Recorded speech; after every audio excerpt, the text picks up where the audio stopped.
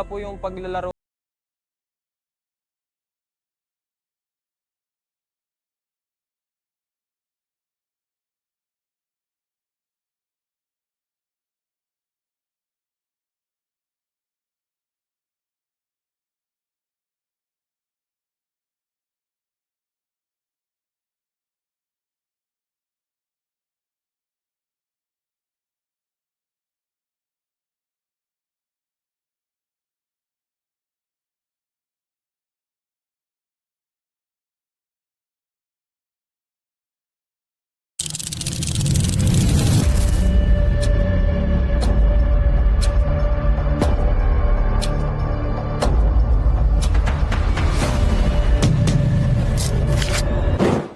I'm Brian.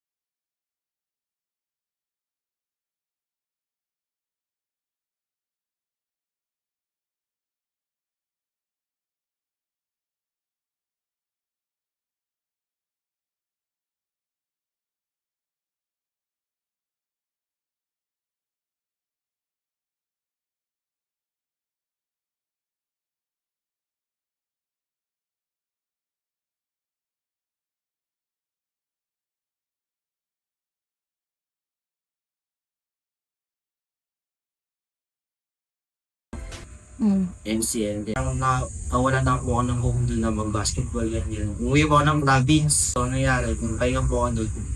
Like, more than 6 months rin po yun. Then,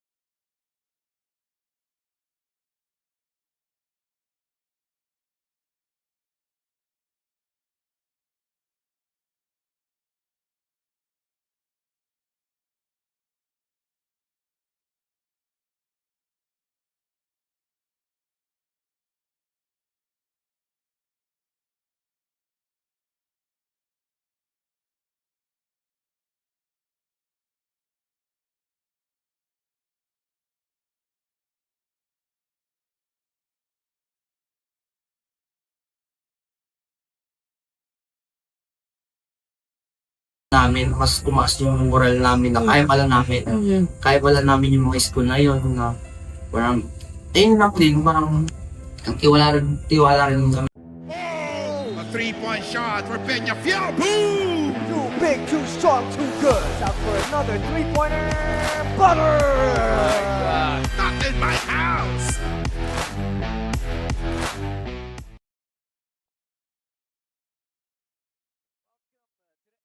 College Titan Gym in Taguig City, mga kaliga. It's the continuing coverage of the Pinoyliga Collegiate Cup Season number 5. And it's getting hotter and hotter as stakes get bigger and bigger as we are nearing the playoff stage. But we're gonna start with the play-in series here in Taguig City. Magandang umaga po mga kaliga. Ako po si Justin Afonso. Alongside is Kiko Malikdem. Kiko, exciting day here for Pinoy Liga. Yes, definitely, Justin. Well, both teams have different records, but they have one objective, and that is to survive this game. As we take a look at the team standings on how we got here as July 14, we see the bottom two teams here for each conference, Kiko, and they're all going to match up here today and the next few days. Yes, it's do or die for this fourth and seed team as they will battle each other to determine who will be the fourth seed or fourth ranked team in their respective conference. And now let's take a look at the tournament format, Kiko. Yes, and of course they will play 5 games in conference play, and teams may play other teams outside of their conference. Then after nyan, magkakaroon ng playoffs, and this is the play-in. The number 4 and number 5 will play a play-in elimination game, and then the winner will take that fourth seed.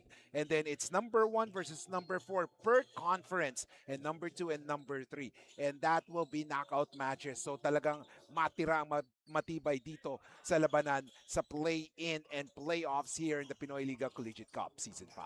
This gives the bottom seeded teams, the number 0 and 4s, the number 0 and 5, the 1 and 5s, 1 and 4s, the 2 and 3s, a chance to move on into the playoffs as we take a look at the playoff and championship for conference champions. And of course, the champions for the North and the West Conference will meet up in the semifinals, and then yung South and West will meet up in that playoff or semifinals. So yung champions maglalaban for the championship. Sabi nga natin, it's all knockout competition from here on.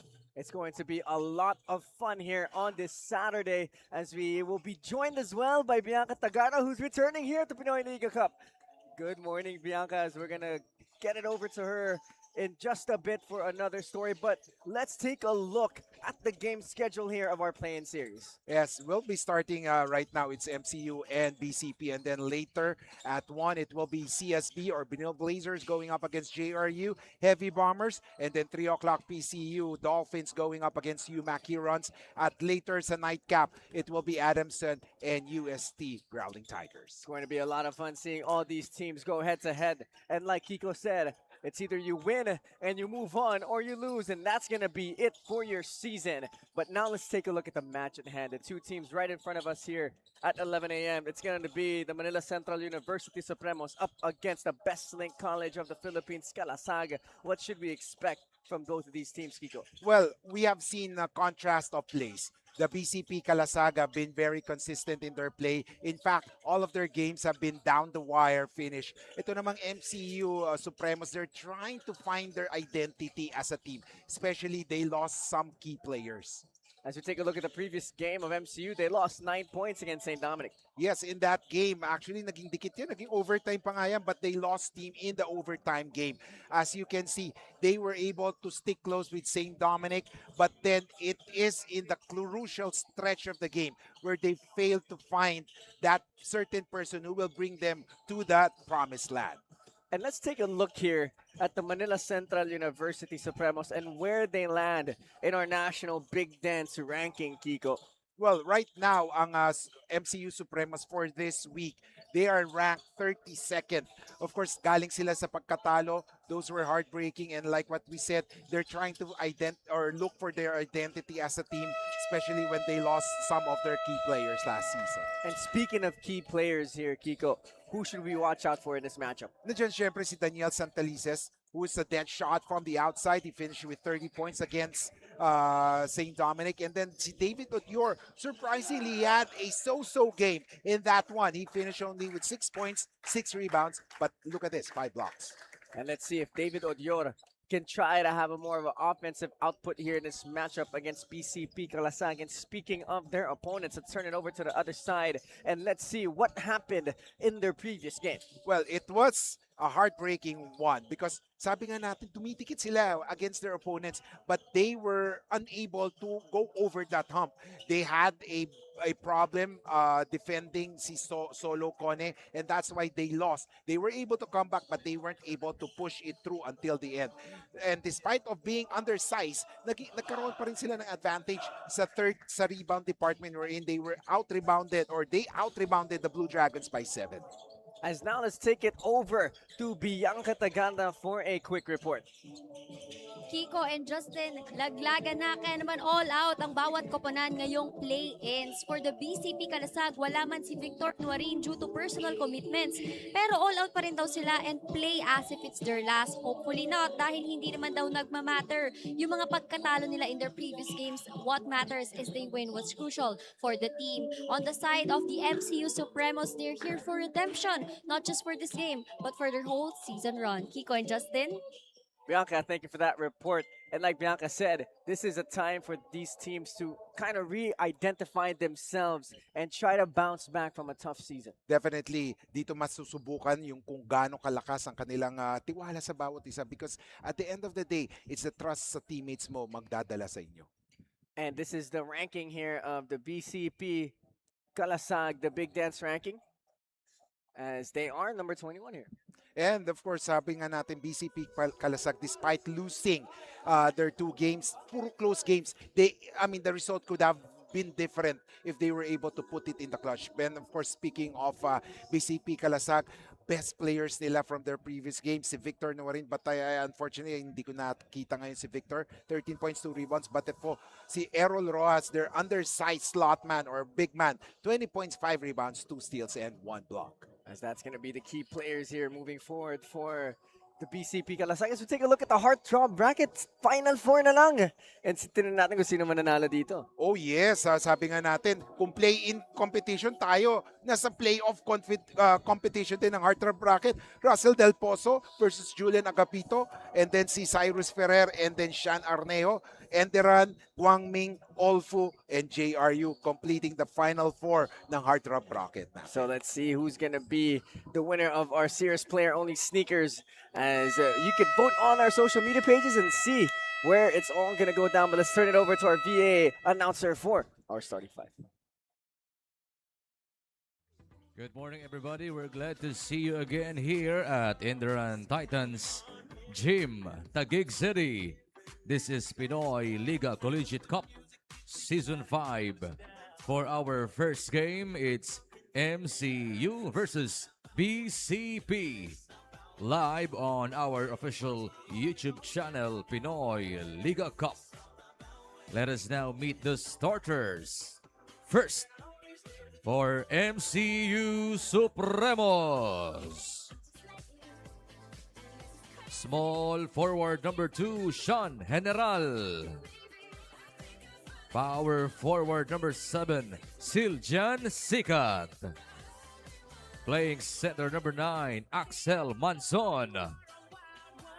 Point guard number 12, John Ray Guevara. And a shooting guard number 24, Ralph Tadeo.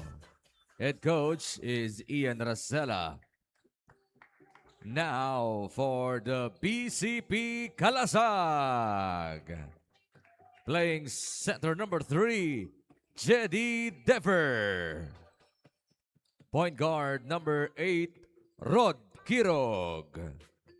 Small forward number 10, Vince Velasco Panis. Power forward number 12, Earl Bohol. Shooting guard number 29, Pierce Magno. Head coach is Jerich Felipe. Game officials are Show Alap. And as we take a look at the starting five for both squads, Guevara, Tadeo, General, Sikat, and Manso.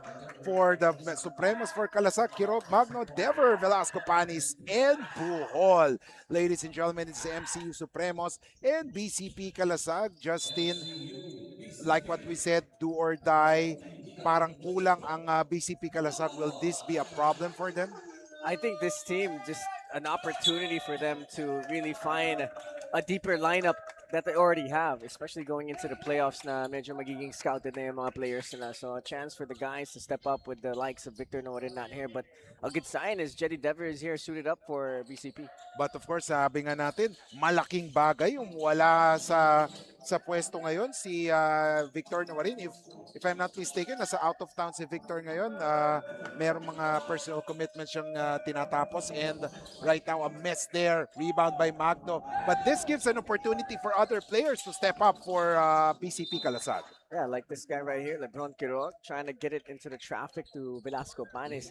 Pero ito yung maganda sa kumuna ng BCP. Marami silang pwedeng mahugot out of the bench to be able to step up and play within their system. Definitely, and magkakaroon ng chance kasi alam natin si Kirog is more of a defensive-minded player. And makikita natin ngayon, baka mamaya he will be taking some shots. Yeah, ito naman si Manila Central University Supremos. They need to really try and see if they could get an upset win here. And maybe their first win will come into the play-in and buy themselves a spot in the playoffs. And right now, ito si Bohol, may dala ng bola, binigay. Ngayon, Kirog has it. He has to spark his offensive abilities right now in absence of Nuarin.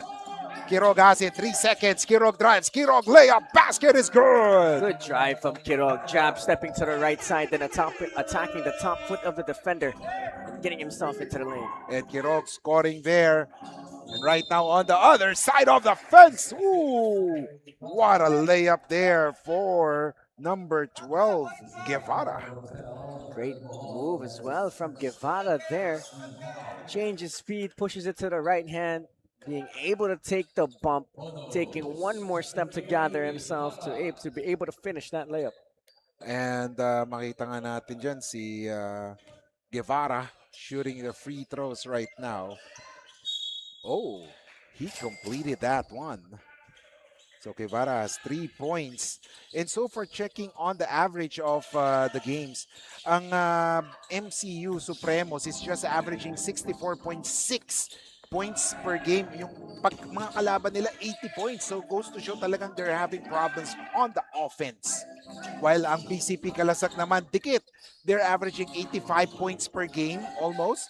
Ang opponents nila 85 din. So it means it goes to show that they're really at with their opponents already. You know what's interesting about this BCP squad? They're such an undersized front court. I mean, Velasco Panis, for example. He's the 4-man, or sometimes even at the 5 for the squad. But when you look at him, he's not your prototypical physically format, but he plays like it. Just in that possession, he was able to get that rebound. He was able to go up in the paint strong, draw the N1, and go up with it. So very interesting, this BCP squad. Let's see kung magagawa ulit ni Velasco Panes ang kanyang spectacular play in the tournament. Bohol, his pass, stolen. And right now, bola, na-recover pa rin ng BCP. Ito naman, si Magno driving to the paint. And we were talking about Victor Nuarin. Last time around against Diliman, he finished with 13 points, 2 rebounds, and 3 assists. Pero walang naibuslo sa 3-point zone. And malaking bagay yung pagkawala ni Nuarin ngayon. He's averaging actually 12.4 points per game. And that is big para sa BCP.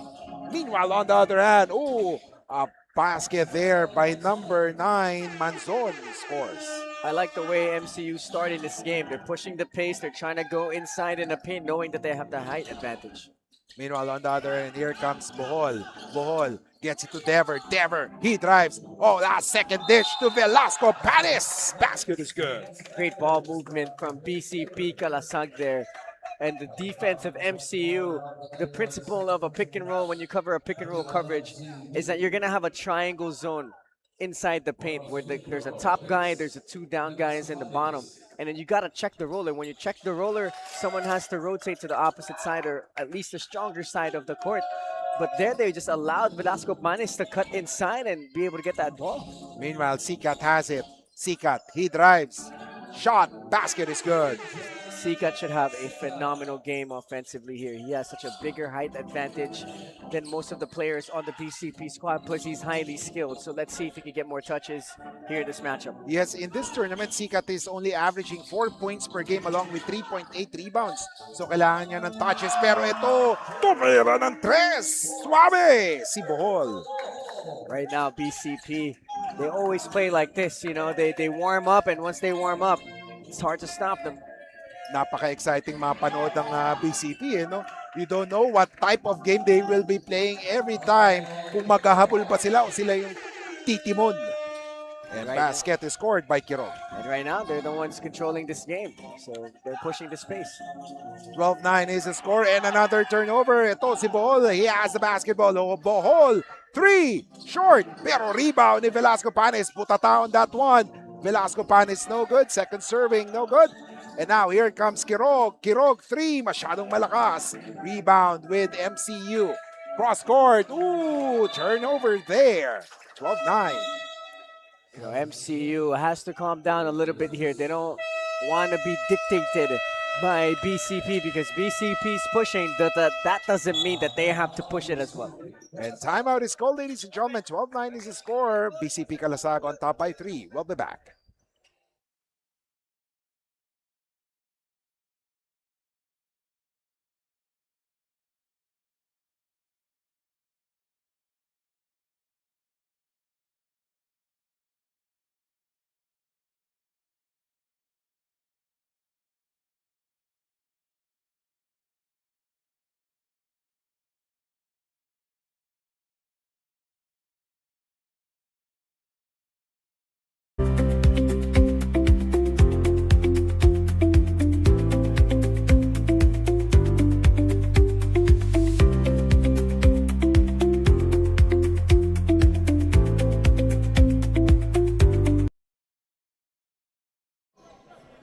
Welcome back, ladies and gentlemen. Kiko Malikdem along with Justin Alfonso bringing you the action live as it happens in their previous elimination round matchup, ladies and gentlemen. Makikita muna natin bago ang lahat. Extreme defensive play brought to you by Extra Melly Sweets. And Quirog ending up with a basket there. In their elimination round match, the Mcu Supremos lost to the BCP Kalasag by 9 points in that game. Nagbida para sa BCP Kalasag si Brent Pakarangan with 19 points and 6 boards along with 4 assists. Sa MCU naman nagbitas doon si David Odior with 15 points and 5 rebounds. Odior, speaking of Odior making that basket. You know, Sikat and Odior here can have a really good action high, low, low, high for both of these guys because they're long, they're athletic, and they're very skilled. So let's see if they could really go to that here in this matchup. Meanwhile, Magno has the basketball right now. Binigay ngayon kay Quirog. And here comes Bohol. Bohol, he drives. Bohol loses the handle. Na kay Manzo ang bola. And now here comes Guevara. Guevara gets it to Odior. Odior. Binigay ngayon kay... Oh, what a pass! Odior! Slam and jam up for David Odior. That's all day for MCU. If they could put these guys in pick and roll action all day long, it's going to be money. BCP here has to do a better job on that triangle coverage on the defensive end, on that pick and roll coverage of MCU. So right now, it's more like parang napapansin natin shades of triangle sa mga offense ng mga teams ngayon, eh, no? As we take a look at the driving shot. Oh, a three. No good. Rebound. Guevara.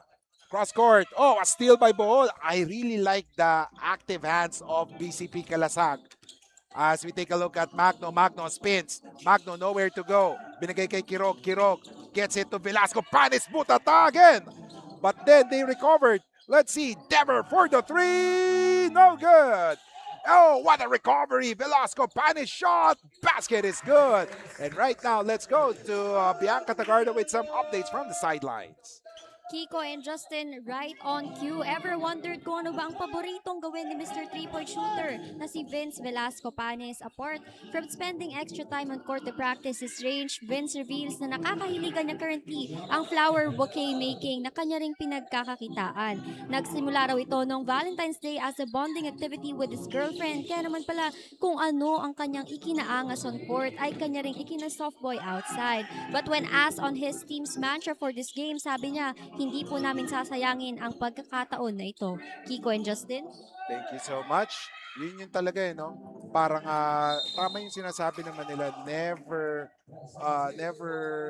take chances na talagang kung nandiyan yung opportunity, grab it. Yeah, I always like that. You have to take full advantage of it, just like how David Odior took full advantage of that attack. You know, David Odior should be aggressive, looking to get as much touches as he can here in this matchup. And Odior, sabi nga natin, so-so game niya last time around, 6 points only. Ngayon, naka 6 points na agad si Odior, and an opportunity for him to really add on or eclipse his previous record or previous game points na mag-7 dahil ngayon, officials will be reviewing that play. And speaking of Odior, last time around, no, he's averaging actually 11.2 points per game, 6.2 rebounds, along with 1.2 steals. This is their average sa 5 games that they have played here in the Pinoyliga Collegiate Cup Season 5. And makikita nga natin. Oh,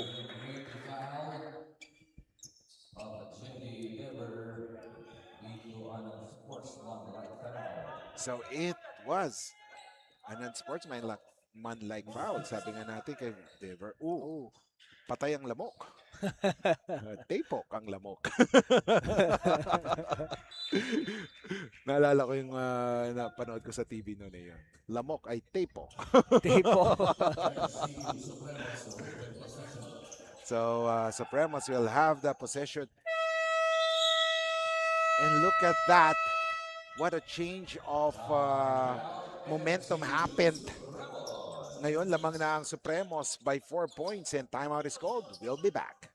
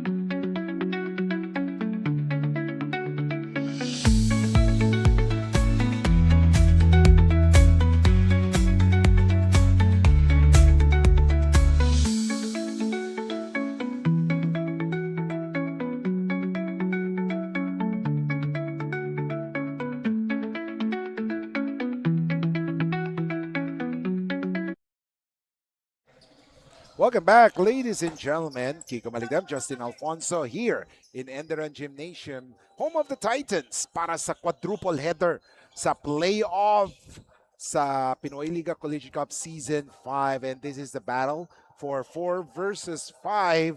Labanang between MCU and BCP Kalasag. And right now, parang ang ganda ng gising ng, MCU.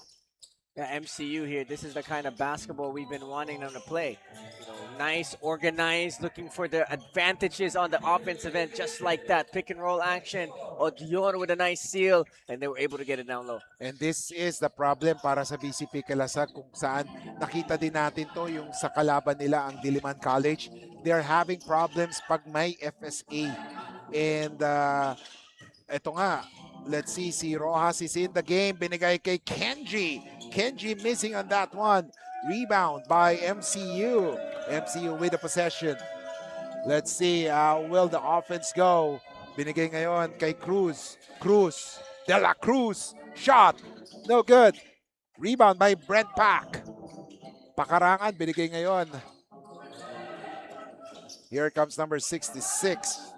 And that is Dilia. Pakarangan has it. His pass to Señedo almost lost. Tuluyan ng nawala. Tumatakbo na ngayon ang MCU Supremos. Guillermo magtitimon para sa MCU. Oh, what a steal by the problem. Here comes Señedo. John Red Señedo scores. And that's a problem here for MCU. You cannot let the pressure of BCP get to you. Just got to make one move and go. And right now, let's see. Oh, Odior. Binigay ngayon. A drive to the basket. Nadulas ang bola.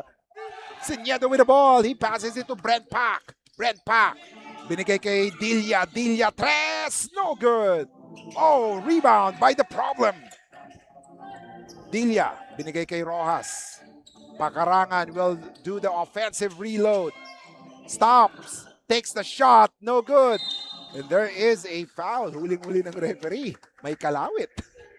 Si Guillermo there. You know, BCP Kalasag is such, like I keep saying, they're a very intriguing team. When you look at Errol Rojas, he's almost the same height of Señedo, maybe just 2 inches taller. But he's playing the 5 and he's getting rebounds here for the squad. So, intriguing squad here for BCP Kalasag. At ito yung mahirap ngayon kasi for BCP Kalasag, si Rojas kasi offense-defense no? So, minsan napapagod siya and then the thing is, napafoul trouble lagi siya sa games. And what's crazy is too, is like Errol Rojas, siya yung isang malaking reason kung bakit muntika na sila manalo against UST. Oh yes, ito si Rojas. Narinig tayo, tumira, no good. Rebound by Javier. Javier, he gets it to De La Cruz. Oh, lob pass. Pero hindi naging successful as Correa failed to deliver the goods. Pero lamang pa rin ang MCU Supremos by 4, 51.51 seconds. Let's see how will the offense go for MCU. Oh, a steal! Another steal by Señedo. Señedo, he drives, takes the shot, no good. He missed on that one. Ito naman si Correa. Correa, siya naman ang babanat. No, he decides to pass to Javier. Basket is good for Reds Javier. Good ball movement here from MCU, being able to get to the paint, kick it back out for a mid-range J for Javier. Dilia will bring down the leather. Kenji pops out. He hands it off to Señedo and ang pakarangan has it. Brent gets it to Rojas. Rojas. And Coach Jerich couldn't believe that there was no call. Parang nagkaroon, ano ba tawag niyo? Pull the chair no? Nangyari. But I like Guillermo here being able to go flash and check the roller in Rojas. And as soon as Rojas took that dribble, he was able to take it on the chest and draw that offensive foul. So let's see the offense. Itong si Señedo, matikit talaga dumipensa. No? Yan yung ano niya, calling card. Pero ito naman, dumiretso itong si Tadeo. Yeah, you like that from Ralph Tadeo. Just make one move and go. And at the end of the first quarter, it's an 8-point lead para sa MCU Supremos over Bcp Kalasag. Babalik tayo for the second quarter here in the Pinoyliga Collegiate Cup Season 5.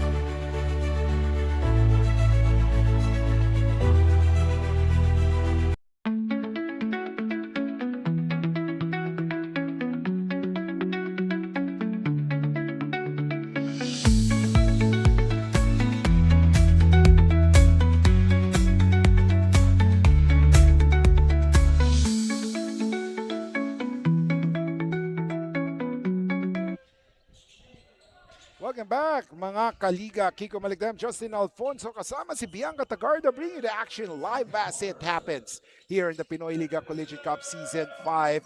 Mamaya mapapakinggan natin si Bianca Tagarda with some updates sa sidelines. Pero ito, a turnover, great turnover by, the BCP Kalasag was able to force a turnover on that one. Kenji nagdadalawang isip dahil malaking tao ang kalaban niya. Pero ito si Roas, hindi nagdalawang isip pero nagmintis. Pero look at the defense of BCP. As we see Javier. Oh, what a pass! What a pass! But hindi na-convert ang shot ni Correa. And now, the BCP Kalasag will bring down the leather. And it's playoff basketball where statistics and records only tell a part of the story. So tignan natin, a 3-point shot. 24-19. Right now, bola na kay Odior. He gets it. Let's see. How will the offense go? A layup, a shot. Is basket good? MCU is just strolling their way into the paint this whole matchup. I mean, they make one move and go, but when they dribble too much, let the defense cut them off, they don't really get to the paint. But when they just make one jab and they go inside, it's an easy lane. So I think MCU needs to put that in their mind. When they receive the ball, if they're not going to continue on to the next option of the play, just jab and get to the paint, attack hard, and don't think about other things. Just be aggressive and be intentional with the move. And right now, BCP with the basketball. See number 23, and that is Tomeldan with the basketball. Toldanas rather. Nakay Sonyeda. Pakarangan. Binigay kay Roas. Balik kay Brent Pack. 4 seconds. Naagaw. Wow. What a steal by Odior. Tumatakbo si Correa. Last second dish to Javier. That extra pass has been hurting the BCP Kalasag. No, I'm curious how much assists does MCU already have at this point, because they have shared this basketball more than they have in the last 5 games here in Season 5. And now here comes Toldanes. Binigay kay Roas. He drives. Roas. Ooh, what a fake. What a fake. Except for the basket. That was a pretty swappy move there. It's 28-19, 7:42 remaining. As we take a look at De La Cruz, binigay kay Javier. Oh, what a move there against Iniedo. Javier, under the defense basket. Grabe yung shot ni De La Cruz or ni Javier on that one. Wow, what a move. Jab into a jab crossover. That's what you'd like to see from Javier. Oh my goodness. Pinura. Parang eraser. Wow. I mean, just going back to that move of Renz Javier, that's the kind of basketball you want to see from a lanky guy like him. He took one jab, saw that the defender bit on that one. So he took one more jab, but in that same time, the jab, he crosses over opposite.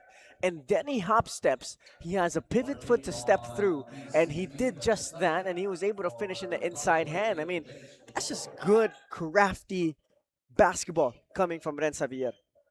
7:14 remaining. 30-19 is the score. 11 puntos ang kalamangan ng MCU Supremos as Kenji bumanat ng tres, no good. Rebound by Odior. And now here comes the MCU Supremos. Tadeo will be bringing down the leather. Binigay ngayon kay De La Cruz. De La Cruz being defended by Toldanes. Ooh! Nawala sa picture. Parang ano no? Kung sino nakakalala, Back to the Future, biglang nawala sa picture. Oh. But, that's physical basketball here coming from MCU, and a great job by the defender to be able to sell that call. And ladies and gentlemen, MCU Supremos. Sues for time. 30-19. Babalik tayo sa Pinoyliga Collegiate Cup Season 5.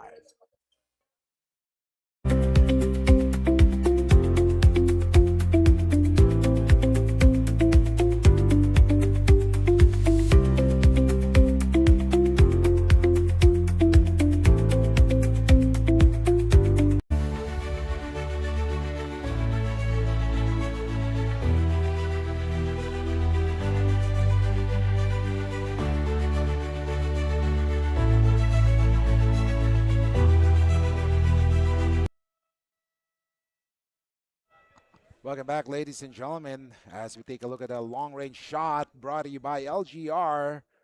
And look at that, featuring John Red Siniedo. Siniedo reminds me of like a Patrick Beverly type. He'll get in your head. He's going to be physical. He's going to get down and dirty. Not dirty in a bad way, but he's going to get down and dirty where he's going to do all the dirty work. Not the literal dirty work, but you know what I'm saying, like within the basketball lines. So, Siniedo is such a great player in that way where he's going to make things difficult for the opposing team.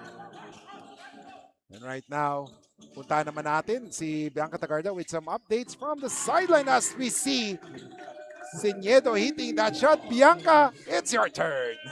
Yes, Kiko and Justin, there's a familiar face on court, and that's Gian Sikat, who formerly played for the Blue and White. Coming from Nueva Ecija, maliit pa lang si Gian, ay pangarap na niya makapaglaro for a university here in Manila. This past few years may not have favored him most, but for Gian, he loves to pressure himself dahil doon daw lumalabas ang kanyang best version. Earlier in the past quarter, we saw how Gian's passes have secured team baskets. Now let's see if this fast-paced opponent will bring the best of Gian more. Kiko and Justin? And thank you so much, Bianca, for that one. Ikaw din naman, no, yung bata, you dream of playing in a high-level basketball tournament. Lahat naman siguro. Yeah, for sure. When you touch that basketball for the first time and you watch on TV who's playing, you want to be that player on TV one day. When you have to really pressure yourself, though, to be able to get to that point, because without pressure, there's no diamond. So you have to be able to handle the pressure and turn these moments into something that you remember for the rest of your life.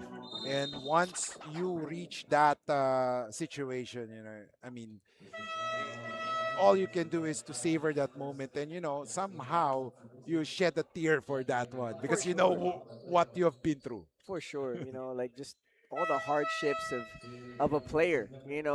I think a lot of people or a lot of these kids that are on these teams now should understand, when you go to tryout after tryout, you get no's from other teams, you get yeses from teams you don't want to be a part of, but that's where you have to be, because that's their only opportunity. And you lose games, you win games. You have bad days at training, you have good days at training. There's moments where you feel like you're the best version of yourself, and then there's days where you feel like you're the worst version of yourself. So you just got to go through the ebbs and flows of this basketball career. And when you get to the highs, you got to enjoy the highs, and when you get to the lows, you also got to enjoy the lows. Definitely, I agree with that. Especially with us, we've experienced that. Different stages of that. I don't want to say different stages of greed and joy. But we've been through that. But ladies and gentlemen, going back to the game, Toldanes with the basketball. Toldanes, binigay, tumira. Si Bohol, no. Si Alota missing on that one. Vince couldn't make that one. And so far, napapansin natin, nahihirapan sila when there is a big man in the middle sa opponent side. Yeah, I think BCP has to adjust to the fact that when they play here in the Pinoyliga Collegiate Cup, there's going to be taller teams than what they're used to. So I think they've done a decent job. There's still a lot of things they have to work on defensively, like in that possession right there. The help was there, but the size wasn't. So score is 31-22 and right now talagang pinupuntahan. Parang nanood yata tong sina Coach Ian Racela ng previous game ng ng BCP Kalasag at saka ng Diliman College kung saan si Solo Cone naghari nung game na yun. Exactly. I think BCP's kryptonite is the paint. Yeah. I don't think they can defend as well as other teams here in the league. And I think that's their weak spot. I think they have really tough bigs, or they have really tough 4 and 5s, because you can't really say they're the tallest front court, but they have tough front court players, but they just don't have the size advantage. At muntika na, 8-second call. Tabuena binigay ngayon kay Toldanes. Toldanes pop out ngayon. Itong si Señedo. Señedo gets a pick from Alota. Ooh, there was a foul. Oh! And Señedo is pleading his case. Sabi niya na foul siya, pero sabi ng officials, he stepped on the line. Yeah, sometimes the court awareness is hard when the pressure defense is so up on your face. So great defense there coming from Manila Central University, being able to hedge hard at that area of the court. And right now, here comes Guevara. Guevara binigay. Oh my! Tres, no good.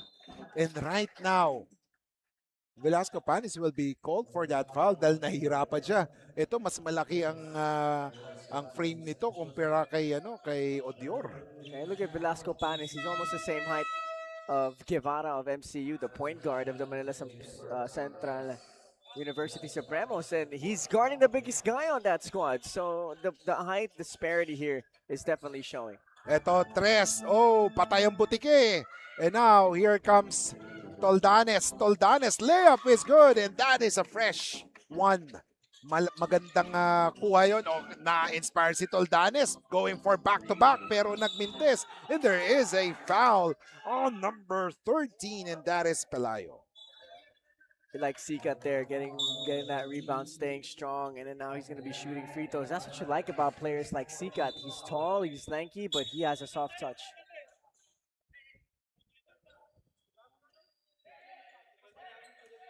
Oh, and a technical foul will be called on number 13, Pelayo.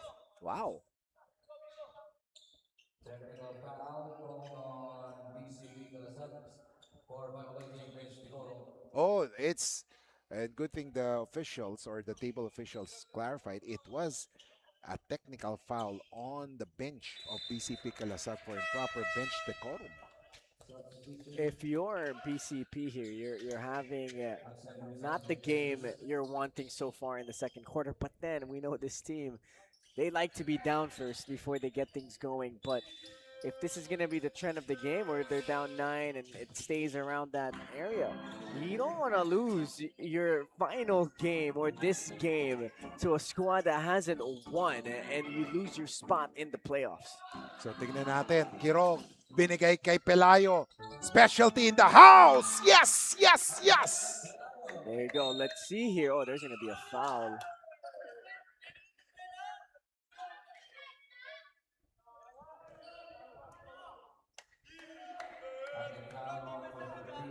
Wow, what a turn of events here. And then this is what we were talking about last time, where physical defense, you have to adjust to the call of the refs. If that bump, if that check is going to get called the foul, you can't do it anymore. You have to adjust, and BCP has been doing it practically all game. Now they're in the penalty with still 3 minutes and 30 seconds to go. So now that you know that the referees are going to call that check, you have to stop doing it. Just go and shade your defender without bumping. Yun yung dapat nilang matutunan as De Jesus makes a free throw. Yung pag natawagan na yun, wag mo na alam mo nang ganun yung magiging tawag ng referees. No? And of course, ito si Gab De Jesus, one of those, he's a well-known scorer in during the junior years sa Adamson. Itong si De Jesus making 2-4-2 for that one. And it's now a 9-point lead. See, as Kirog will bring down the leather just in the nick of time. Kirog, pinasa, Tabuena. He drives a floater, pasok for Tabuena. You know, MCU right there wanted a jump switch, but Guevara and De Jesus miscommunicated, and that led to that miscue on defense. Oh, nawala ang bola kay Sikat. Dever, binigay ngayon. Pelayo, Kirog has it. Back to Pelayo. Pelayo calls a play. He gets it to Kirog. Tabuena, tres. No good. Rebound ni Sikat. And now here comes Guevara. Guevara will bring down the leather. Pero nagdalawang isip, binigay kay Sikat. Oh, what a move. Pero hindi pumasok. And right now, Tabuena, nagmamadali ngayon. He's pushing. He gets it to Kirog. Kirog has been silent so far. Let's see if he will be able to score here. Tabuena has it. Pelayo, tres. No good. Rebound. Ooh, and there is a foul. And I believe Alota is asking for a flop there. And during the rebound play, yun yung mahirap talaga no? Yeah, especially when you're a smaller player trying to gain position on a bigger defender. So it's hard. It's hard to try to really gain position against a much physical player, and you're small. The disadvantage. And Sean General will be shooting the basket. General missing that one. Let's take a look. That's General. Second freebie for him. 1 out of 2 for Sean. Ito so far, ang MCU Supremos, ang dami ng free throws na ibubuslo sa second quarter. Most of their points have come from the free throws. 3 field goals lang sila in this quarter. So, nakikita talaga ang daming fouls ang BCP Kalasag. As you can see in the chart right now, penalty na ang BCP. 2 team fouls pa lang ang MCU. Ito si Dever, unang 3. Hindi pumasok. Kirog, 12 seconds. Binigay. Oh, what a fake. A shot. Basket is good for Salvacion. And just like that, BCP is starting to creep their way back into this game. And that's their DNA. When they're down, they wake up and they really start to play their type of basketball. Meanwhile, ito si oh, someone fell to the floor at si Manzo, yun. At right now, parang inuutakan ng MCU no? Knowing na medyo dikit or physical ang BCP. Ang MCU naman, they're ayun may konting parang binenta yung call. Yeah, I mean, and then that blind check too from the defenders of BCP, I think that's what rollers for MCU need to be aware of. I think in general, you have to be aware of when you're in the pick and roll action and you're the guy rolling. You have to be aware of that blind side check because that's a very fundamental defensive principle is that check of that roller. So you got to be aware of that. And Manzo with a recovery there. Ooh, ang ganda. Pero Xavier's shot was too strong. Here comes Kirog. Kirog pushing. And no! And now, rebound ngayon ng MCU. Sila naman ang tumatakbo. Sikat. Nakita niya si Javier sa gilid. No good. Strong for the rebound is Tabuena. Tumatakbo. Salvacion. Oh! Short on that one. Missed opportunity for BCP Kalasag. Sikat. Nakita niya si Javier. Javier will look for their teammates. De La Cruz has it. Or Guevara has it. Guevara loses that one. Javier, or here comes Dever with a basket. You know, MCU had so many tries here to just slow the game down. Let's get into a set, but they continue to be rushed by BCP. They got to play at their own pace if they want to get back and get this lead, because the whole time in the first quarter where they had good leads, it's because they were controlling their pace, controlling their offense instead of being dictated by BCP. And makikita nga natin, no, there were opportunities for BCP to cut down the deficit pero ayaw pumasok ng mga layup. Sayang na opportunity, and right now they're just down by 5 with 33.45 seconds remaining. However, pupunta naman sa free throw itong si Sean General, who currently has 5 points under his belt. So let's see if Sean will be able to add on to their lead, which stands at 5. Earlier, last trip to the line, he split his free throws. Mangyayari ba yan ulit? Let's see. And have you met Justin? Naging ano yun? 37-32. Sean General going for his second. And just like his previous stint sa free throw line, it ended up with a split. Yeah, you know, Sean General is one of those bigger guards for MCU. He could also play the 3 too. So let's see if he could get some more burn here, especially against a much smaller squad. And Magno was fouled there. Nag-push off si Guillermo in that instance. 30 seconds, saktong 30 seconds. Nalalabi sa ating play-in. Dever, hand off to Magno. Binigay kay, Pelayo. No good. And look at Kirog. Ito si Magno, binigay kay Dever. Asintado. Boom! Wow. Jenny Dever is going to be this X factor for BCP. They're only down by 3 now. And now here comes Guillermo. 6 seconds. Guillermo, he drives. Look at this. 2 seconds. They have to... let's see if that will count. And they will review that one. They will review that one, ladies and gentlemen. Titignan nila if that will count. Pero nakita natin highlights ni Jedi Dever with that 3-pointer. And let's see if aabot ba to. That's close. That's close. Kaya ngayon parang sinasabi ko, dapat tinira na niya agad yun. But the officials are right now in the review center. Wala nang oras daw, parang. So let's see. No basket. And ladies and gentlemen, after 20 minutes, it's 38-35. 3 puntos kalamangan ng MCU Supremos here in the Pinoyliga Collegiate Cup Season 5.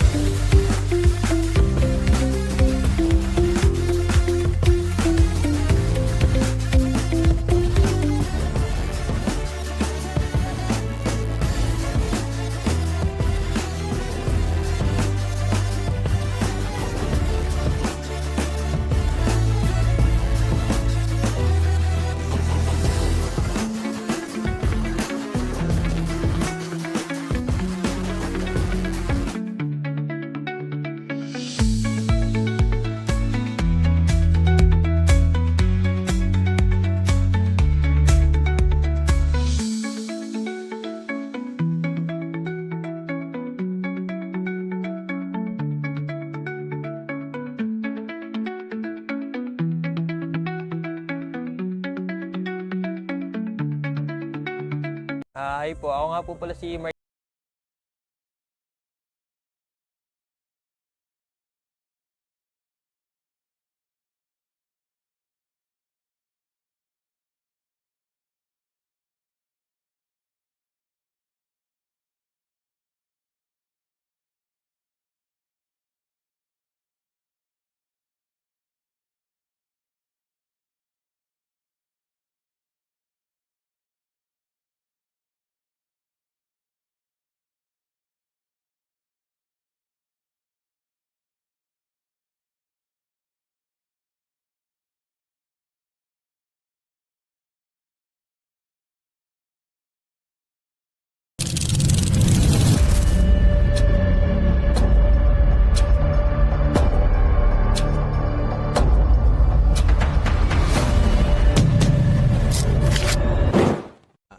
trying to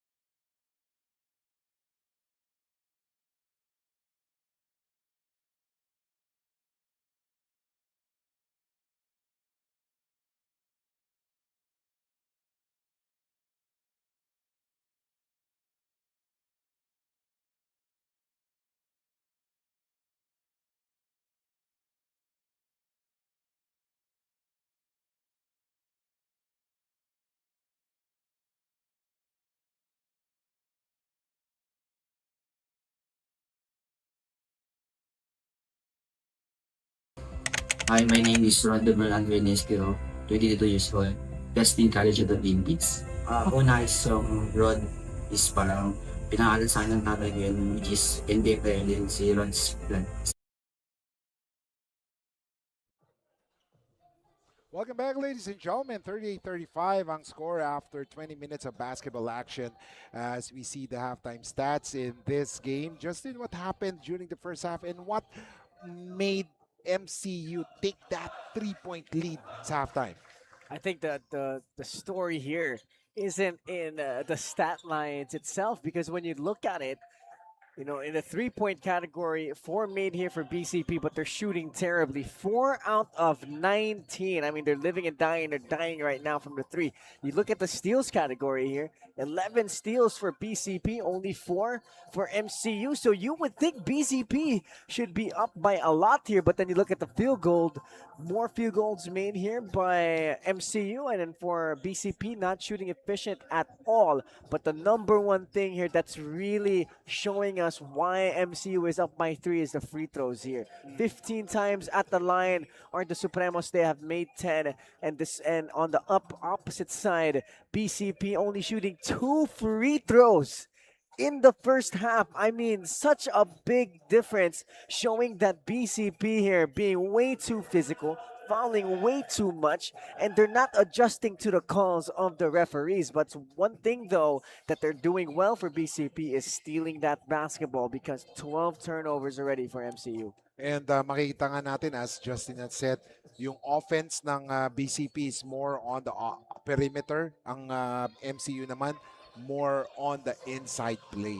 As we take a look at the highlights of the top scorers para sa Pinoyliga Collegiate Cup Season 5 play-in. Number 4 versus number 5 for this one. And makikita nga natin, BCP Kalasag averaging 12 3-pointers made per game. Right now, they have only shot 4. So, malaking bagay yan. Something that we should look at in the second half kung magtutuloy-tuloy ang laro. Oh my goodness. Early on. Interesting to see kung ilan ang butatang ginagawa nito ni Odior. Balik kay Odior ang bola. And look at Sikat driving to the hoop. Give and go play para sa MCU. That's what MCU needs to do here. Distribute the ball, paint touch, and really move that basketball the way they did in the first. Senieto has it, binigay ngayon. Masyadong mataas or malakas ang pasa. Kala niya si Rojas is around 6-footer. But great defense there by Manila Central University Supremos. Blitz the pick and roll action. Sikat helped on the opposite side. Good defensive rotation from the Supremos. Meanwhile, on the other hand, here comes De La Cruz. De La Cruz binigay kay Odior. And there is a foul. And those long arms, sabi nga natin, long arms of Odior, medyo talaga nagiging problema para sa depensa ng BCP Kalasag. And you like it here from MCU, now putting again David Odior in the game and then using him in the pick and roll action, making him roll hard to the basket. But because right now, BCP's game plan here in the pick and roll is just shading the point guard. It's follow, you shade first. The big man just shades. He's not really stunting or anything like that. He's just shading the guard till the defender gets back in front of that point guard. That gives David Odior a nice option to dive hard, and for the point guard of MCU to really try and get to David Odior each time. And right now, let's see the offense of BCP Kalasag.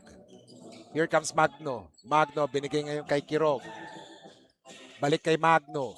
8 seconds. Magno, nowhere to go. Tumira. Nagmintis. Rojas grabs it. Rojas. Specialty in the house for Rojas. And now, let's hear it from Bianca Tagarda with some updates. Bianca. Every ball possession matters. That's what Coach Jerich Felipe had always been pointing out for the past 2 quarters. And I quote, ipinasok kayo sa loob kaya wag niyong sayangin ang opportunity na makapaglaro. Aniya, there have been unnecessary and unforced turnovers that cost them baskets during the first half. Kaya naman the second half, it's to practice court awareness, keep their eyes on the ball, and limit the big men of MCU sa pamamagitan ng solid defense. Kiko and Justin. Thank you so much, Bianca. And my God, look at Rojas. Back-to-back baskets for Rojas. Parang nawala sa frame doon si Odior.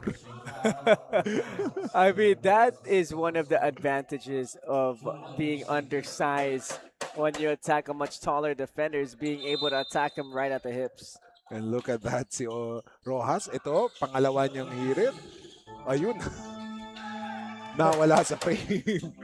Pero ito, Seniedo all the way. 10 points for John Red. The problem, Seniedo. Wow, tie game now for BCP. This is their DNA. They're down in the first half, but then in the second half, they come alive and they're back in it.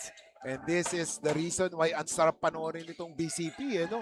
Talagang di mo alam anong klase ang lalaruin nila. Pero ito, sumagot agad si Sikat. Gusto magpakitang gila si Sikat, and Sikat has already scored 6 points. Look at that move by Sai Sigat. You know, Sikat should have a field day on the offensive end, but looks like he's hurt here. But that move right there, he caught the ball. He took one move, attacked the top foot, being able to get to the paint, draw the bump, and being able to convert the N1 opportunity. Wow, Sikat has 5 points already in this third quarter. He's being active already on the offensive end. So let's see, how will BCP focus their attention or play him on the defensive side? Let's see, ito naman si Magno, binigay kay John Red. John Red takes the three. Short on that one. Odior. Oh, there was a foul. As medyo lumabas yung pagka-veterano ni John Red doon, no? First foul for Seniedo goes to show how good he is on defense. Yeah, he's one of the guys for BCP that doesn't really overplay on the defensive end. And the officials will review that last play. Titingnan nila as MCU also requested that one. Sabi nila meron daw yung parang dapat advantage foul on that one. But going back to John Red Seniedo, and I was saying na he's one of those players na gusto mong makasama sa team kasi he doesn't command na yung bola. He will just play his role defense, and then that offense will just come to him. Yeah, he plays that kind of basketball where hindi na kailangan mahawakan yung bola para gumawa or maapektuhan yung laro. Para sa kanya, yung energy lang niya, yun na yung nabibigay niya. Alam mo yun, it rubs off on the whole team. He's playing physical defense without fouling. He's gonna pick up 94 feet. I mean, he's literally picking up 94 feet. And he just does the intangibles. You know, if he's going to leak out, get that fast break layup, he's going to do so. If he needs to hit that open three, he's going to do so. So that's the kind of play you want from your point guard. And may bigla ang nag-exercise dito sa likod natin, no? And of course, we're waiting for the official announcement as the officials will, have convened in the replay center. And let's see. And that is a foul. Just a foul, sabi because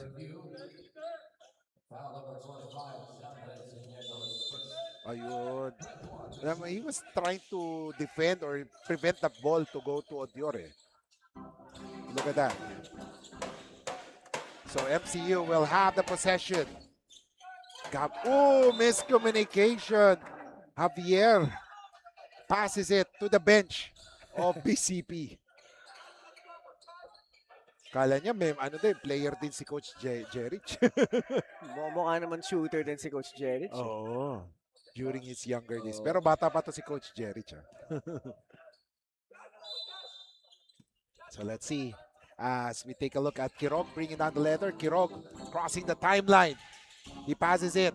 Rojas libre sa tres. No good. And look at Seniedo. Na doon pa rin sa sitwasyon na yun. Pero siya ang last touch. 41-44. If you're MCU here, try to get to a nice set. Don't rush. Try to get a good look. Maybe put David Odior in a pick and roll action once again because that's been working for their squad. But not that though. You know, if you're being defended by Bcp Kalasag, you have to just make one move and go. Don't let them pressure you into tight situations. And guess who was involved in that play? Si Seniedo. Wow. And now here comes Buenaflor. Binigay kay Rojas. Rojas. He drives. He speeds. Oh my goodness. Nakaabag na si Odior on that one no? Sabi, ikaw yung nagpabura sa akin kanina Aabangan kita. Nakabawi na. Oh, look at that. Ayun bag. parang sport ito, volleyball eh. No? And look at this. Pero talaga, in reality, ilang yung presence ni Odior, yung haba ng galamay niya. Eh, no? Definitely. I mean, he's probably around 6'8", 6'9", with like a 6'10", 6'11" wingspan. I mean, his wingspan is insane. It's almost to his knees. So, Yes. you know, when you go up against a player like that, you have to expect he's going to jump at everything you throw up. So, I think Errol Ross needs to be weary of that. And let's see as Guevara has it. Guevara, he drives. Guevara, ooh, he should have passed the ball to Odior. Pero ito, si Kirog. Kirog, shot, no good. Nailang kay Odior. And now, here comes Siniedo. Siniedo will do the reload on offense. Siniedo, dancing. Siniedo, he gets it to Buena Flor. Boom! Wow, great job there by Seniedo, drawing the defense's attention to him. And now, ito si General. General. Oh, there is an offensive foul. And you know, ito yung something that Odior should work on too. Kung paano maging consistent on offense and defense. I think that's a good play, though, coming from MCU. I think Odior needs to set his feet on that screen, but we see there, if the foul wasn't called, he was wide open on the roll. MCU needs to go to that almost every possession. Uh-oh, a three. Boom! Jedi Dever hitting that three. And Justin, ito sinasabi natin, nakakailan 3-point sila? 12 3-pointers. And Wow. right now, nakakadalawang 3-point shots na ang BCP in the third quarter. Let's see, as Tadeo. Binigay naman ito naman ng MCU, pero they missed. They should not challenge BCP sa 3-point shooting contest because they have the advantage inside. Pero let's see, Magno against General. Now, Magno, nakatapat niya si Odior. Magno, binigay kay Kirog. Here comes Siniedo. 6 seconds. Siniedo, 15-footer. Nagmintis. Rebound, MCU. General against Magno. General, ooh. And that is a problem. Yeah, they need to do that. MCU, that needs to be their game plan here against BCP. Attack the paint, kick out. If it's not an attack or a kick out, it has to be pick and roll action on one side. You gotta just keep one side clear for a pick and roll action, load one side up, and go from there. I think that's their advantage, you know. Put one guy at the top of the key, put one guy at the dunker spot, one guy in the deep corner, and then you do pick and roll with your point guard and David Odior on the right side or left side. You can even do a top pick and roll action as well to keep the defense at bay, but you know, I think that should be the game plan. If it's not a pick and roll action with David Odior, paint touch into a kick out. I think that should be offensively what MCU should go to.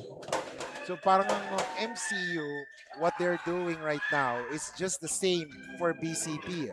It's just that yung BCP, they're looking for the three. Ito naman ng MCU, they're looking for the inside presence. As we see Magno, libre sa tres, all day three. Great ball movement coming from BCP here. This is what we're saying. They live and die by that three. 4 out of 19 in the first quarter, and now they've made 3 3-pointers in just this quarter. Meanwhile, General, binigay kay Odior. Odior, too strong. Rebound. Buena Flor. Coach Jerich want to settle things down muna. They have the momentum, a 4-point lead. Kirog. Brent Pak pops out. Brent Pak, nakita si Buena Flor. Kenji. Shot. No. Oh, look at that. The rebound. 1 second. And it didn't hit the rim. Wow. Missed opportunity. Yeah, this BCP squad, now that they have the going back to their side, they're playing their type of basketball now. You know, like we said, 4 out of 19 in the first half, but now they made 3 3-pointers already. As we take a look at the quality dimes on this play, brought to you by ENDERUN. What an assist by Sean General. And that assist is brought to you by ENDERUN Colleges. 3:22 remaining, 50-46. Geronimo, may tanga ng bola. He gets it to Monzon. Here comes Tadeo. Tadeo, he drives to the middle. Tadeo, push-up shot, no good. Rebound by Kirog. Kirog, He drives. Kirog pushing. Kirog, he drives to the lane and run opportunity as he was able to see daylight after a long while. Nawala si Odior kasi. What I like about Kirog here, look at this. He slows it down, and as soon as he sees that the help defense is practically the same height as him, he decides to attack it all the way to the rim. And that's high IQ basketball coming from Rod Kirog. Because when he was going down the lane, he was still seeing who's down low, who's down low. But as soon as he saw that it wasn't someone that's threatening, he decides to turn on the jet. He goes inside, he switches hands to the left side because the help was on the right side. I mean, just good basketball from LeBron and Rod Kirog. Pero nagmintis si Kirog na commentators jinx tayo nun. 52-46, 6-point lead. Monzon binigay ngayon kay Guillermo. Ayum has it. Ayum guarded by Dever. Let's see on the offense. Ooh! Ayum missing on that one. Let's see, here comes Bcp Kalasag. Tumatakbo sila, binigay kay Dever, kumasa ng 3. Masyadong malakas pero nakuha ni Magno ang rebound. And I like the guards of BCP. Talagang rebounding guards din sila. No? As we take a look at Vince, 3, masyadong malakas. And they literally live and die by this 3, Kiko. I mean, they're what, maybe 7 out of 24, 25 shots at the 3-point line. So, you know, they love this 3 ball. They live and die by it, but that's the reason why they're up by 6 against MCU. 2:06 remaining. Ito naman si Javier. Javier almost traveled there. Here comes Correa. Correa against Vince. A shot there. No good. Ooh, tumalbog sa paa ni Kirog. And that's not the offensive set you want if you're MCU. You have to be a little bit more fluid here on the offensive end. 1:52 remaining. 52-46. Correa will do the inbound. Pop out. Here comes Guevara for the 3. No! Oh. The ball will stay MCU's way. And right now, parang hindi ko pa nakikita si Santelices, no, na mag-explode. Because Santelices, we all know, has hit 9 3-point shots in their previous matches. So he has the capability to hit those 3-pointers. 6-point lead for BCP. 3-point shot, no good. Rebound 1. And look at Kirog, hustle for the ball. He's pushing 1-on-2. 1-on-4 rather. In that instance, Brent Pak, boom! Wow. I mean, this BCP squad, when they turn it on, and now they have a 9-point lead. That's just their DNA. We're down one moment, but now we're up, and we're here to play. 55-46, 1:23 remaining. Timeout is called. We'll be back here in the Pinoyliga Collegiate Cup Season 5.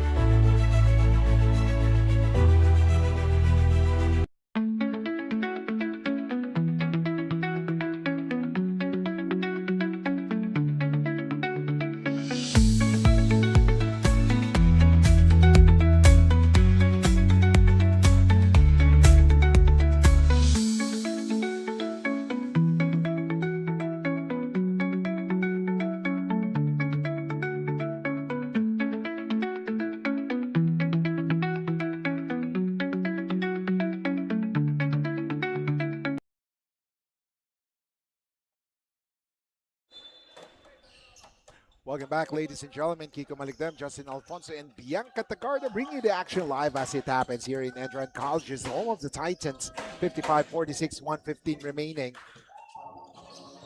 Here comes Sikat. Siya naman daw kakana ng 3, no good. And I like how BCP is boxing out yung mga FSA. ng MCU right now. They're not giving them the chance to get that offensive board. 55-46. And ito yung talagang pagkakaiba ni Ayum and Odior, no? Parang si Ayum, he lacks yung aggressiveness. Si Odior naman, parang lahat ng situation gusto niya na doon siya. Ano? So let's see. But definitely the future is bright for MCU. They might be struggling right now. Dahil of course yung mga bagong players nila pumasok. But the future is bright for this squad, lalo na pag mag-chill na silang as a team. Yeah, you could tell on the offensive end, they still haven't really gotten to their top form. Yung timing nila sa isa't isa medyo wala pa dun eh. Ano mo yun, nakikita mo, aatake yung Javier, tatry niya i-kick out pero hindi ina-expect ng isa niyang teammate. So for MCU, I think it's just time. I think time will really get them to glue together as a squad. You know, knowing Coach Ian Racena and his staff, they have good basketball IQ, they have a good basketball program. So it's all about time here for MCU. Brent Pak with a basketball. Brent Pak, isa pa daw tres pero short on that one. Let's take a look at Guevara or Javier going through the middle, and there was a foul. And so far for MCU, only 2 players have scored for the team in the third quarter. 7 points for Sikat, Sai Sikat, and 3 points para kay David Odior. And right now, baka itong si Javier madagdagan na. So let's take a look at that. You know what I like about Renz Javier? He's athletic. You know, pag nakita mo siya maglaro, may bounce din sa step niya. Yes. You know, that first step, that attack, when he jumps off one leg, he has that kind of bounce to a really athletic wing. So I think when you develop him even more, give him that skill, give him a consistent outside shot, teach him how to create for his teammates by using that athleticism, being able to get into the paint, being able to kick out, being able to read good decisions off the pick and roll. He has a good chance. Take a look at Velasco Panis, binigay kay Pakarangan. Pakarangan, hiningi ni Toldanes ang bola. Toldanes has it. And there is a push. As there is only 25 seconds remaining in this quarter. I just thought it was already fourth quarter. Third quarter pa lang pala, ano? Pero ang ganda kasi ng mga nakikita natin action here as we take a look at a drive by Brent Pak. Nawala ang bola. Oh, look at that! Pelayo was able to score on that one. 10 seconds remaining and a steal. Brent Pak with the ball. They have the numbers. Brent Pak, putata! Here comes Guevara. 2 seconds. A 3. Boom! Wow, that was Renz Javier. Wow, I mean, great heads-up play there by Renz Javier. He could probably take another dribble to go in, but he was able to shoot it from the half court. And I mean, great heads-up play coming from the wing of MCU. And that might be the start of something new for MCU going to the fourth quarter. 57-53, 4-point lead for Bcp Kalasag. We'll be back here in the Pinoyliga Collegiate Cup Season 5.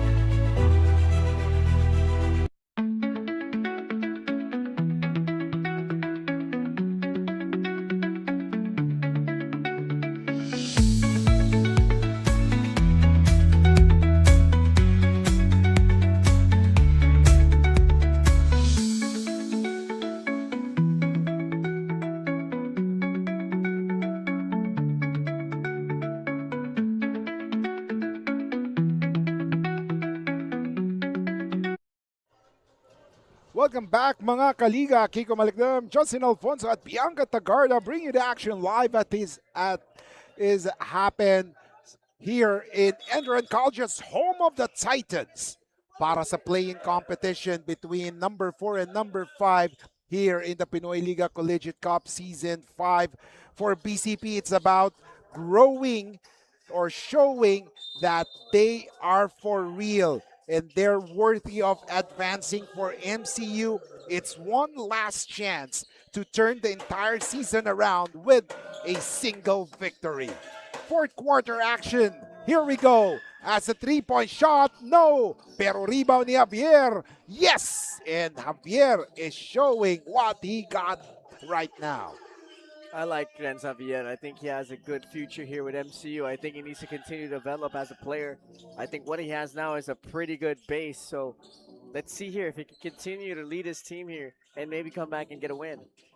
As we take a look at Rojas making that shot. And Rojas, ito na ang favorite quarter ni Rojas. Mr. Fourth Quarter to si Errol Rojas. So MCU needs to check that. That's not a good foul there from Ayum and also from Sikat. Sikat put Ayum in such an awkward position. Ayum was trying to set a pick, but Sikat didn't realize that Ayum wasn't even set yet to set that pick. So he was called for that offensive foul. So, you know, for those players listening in at home, if you're going to be carrying the ball in a pick and roll situation, you still got to make sure that your big is set before you use that screen. Medyo masikip yung situation kanina no? As we take a Rojas again.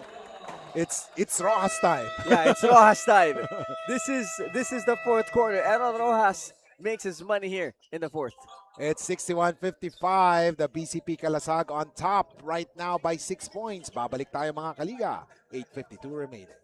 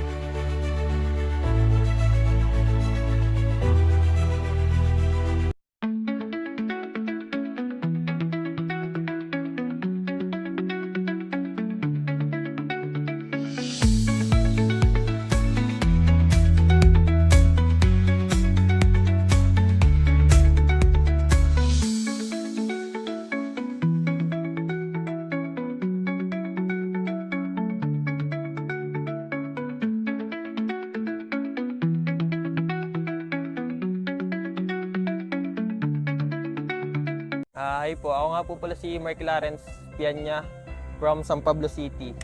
At ito po ang kwento ko. Balik tayo mga kaliga sa aksyon here in the Pinoyliga Collegiate Cup Season 5 playing competition. Guevara. Si Guevara, no, when I look at him, parang kala mo si Javier siya. No? No, malaki katawan, both very bouncy. So, let's see here. As we see a three and they needed that one. And Sikat, kanina pa nagpapakitang gilas he has scored 10 points in the second half. Well, Sikat alongside Javier and Odior, that's a pretty good core already for MCU. Now they just have to see on defense what they can do to stop the offense of BCP here. Meanwhile, pakarangan, binigay kay Rojas. Rojas, 3 seconds. Oh, just in the nick of time, pero nagmintis. And look at the players hustle for the ball. And Rojas really not giving up. Pero kay Guevara. Basket is good for Guevara. Great stop here for MCU on the defensive end. Now they got to continue to really hound the defensive end here against BCP. They have the size advantage. They got to have active hands. They got to show their length. And just like that, isang putos na lamang ang kalamangan ng BCP. Velasco Panis. Nagmintes. And here we go. Javier with the basketball. Javier. Oh, gets it to Odior. Odior scores. And right now, let's listen to Bianca Tagarda for some updates from the sidelines. Bianca? stop natin yung defense nila. Ayan ang ika ng bawat Supremo during the huddle to each other. And I quote, don't ever be afraid, just let the ball go. Yan ang bilin ni Coach Carlo Tan, in which he pointed out that last shot by Renz Javier during the third quarter may just be the start of something great here for the Supremos. Kaya kailangan nilang ipagpatuloy pa ito at mas dagdagan pa. Kiko and Justin, do you agree with what Coach Carlo Tan said? Oh yes, definitely, Bianca, no? They have to really challenge yung mga shots ng BCP, but right now, BCP apparently finds a way to really take those shots na hindi sila nadidepensahan.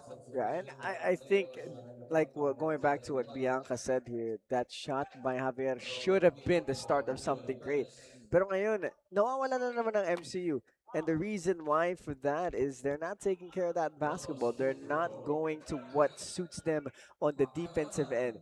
Pag tinignan mo sila sa floor ngayon, ang laki ng MCU, ang haba nila. Pero when you look at them on the defensive end, their hands are down. Hindi hands out. They're not active in the passing lane. They're not making themselves big.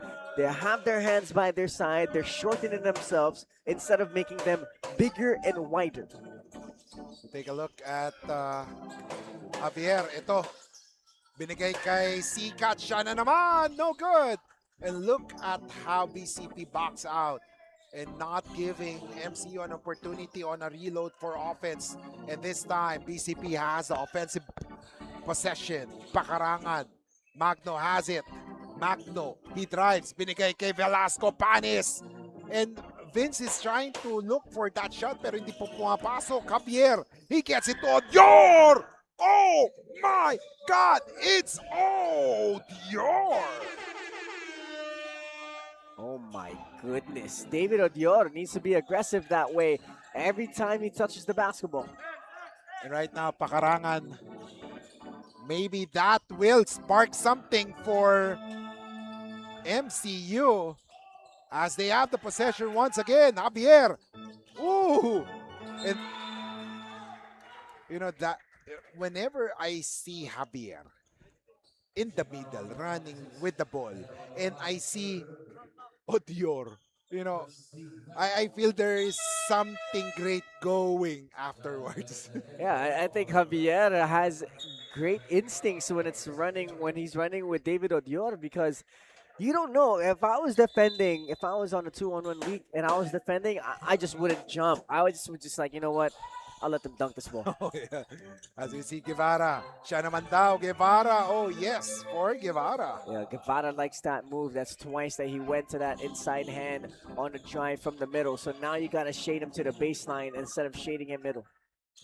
Here comes Magno. 5:03, halfway through, ladies and... Oh, what a fake! Move. Pero nagmintes. Ang bilis ng recovery ni Odior, eh, no? And that is something. I mean, I just feel that Coach Ian Rosella has a gold mine here in David Odior. Yeah, David Odior is such a good player. And I sense and I feel the frustration of Coach Ian Rosella there. Guevara did not need to make that go-ahead pass. There was 2 blue shirts around his teammate, and you don't need to do that when you're the point guard. Just dribble the ball up yourself, then look for a safer pass. Odior. Oh, easy too for Odior. You know, he was defended there, but that was easy for him. Yeah, very easy for David Odior. The length is hard to defend. And now, MCU has the possession. Here comes Magno. Magno, he drives. Ooh, but he couldn't make that basket. That is the second time he missed an easy basket there. Here comes General. Walang depensa sa gitna. No. And look at and look at the defense of Bcp Kalasag. Wala sa loob eh.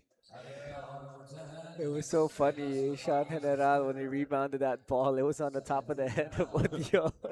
I mean, that was just, sorry, I had to just laugh because the ball was literally on top of David Odior there. But, you know, MCU right now they're taking advantage of their height, because you see down low, it's hard for BCP to get the rebound even though MCU misses just because of the length of the Supremos. So MCU needs to continue to go down low.